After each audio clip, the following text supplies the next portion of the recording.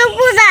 আকুম দিনুকুম, তোমাদের ধর্ম তোমাদের, আমাদের ধর্ম আমাদের। মন্টু চাচা তুমি কি আমারে ঘৃণা করো?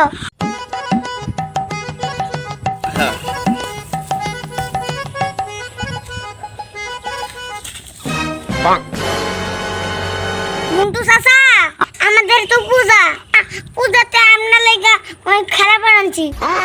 এই নাও ধরো বাইগান। লাকুম দিনুকুম ওয়ালিয়া দিন, তোমাদের ধর্ম তোমাদের, আমাদের ধর্ম আমাদের। মন্টু চাচা তুমি কি আমারে ঘৃণা করো?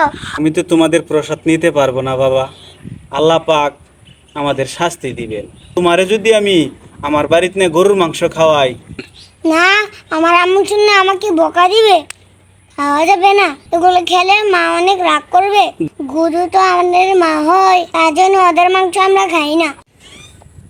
শোনো, গরুর মাংস খেলে যদি তোমার আম্মার রাগ করে, আর এই তোমরা যদি দেব দেবীর এনতে খাবার দেয় না দেও, তাহলে আমারে যে সৃষ্টি করছে, আমারে যে তৈরি করছে, আমারে যে বানাইছে, এই যে আল্লাহ, হে রাগ করবো, আমারে জাহান নামের আগুনে দিব।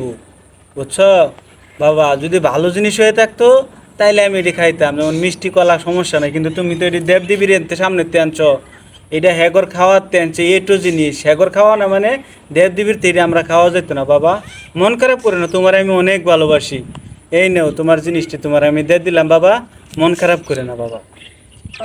তাতে একটা কথা বলি, আপনি না অনেক ভালো মানুষ। নমস্কার।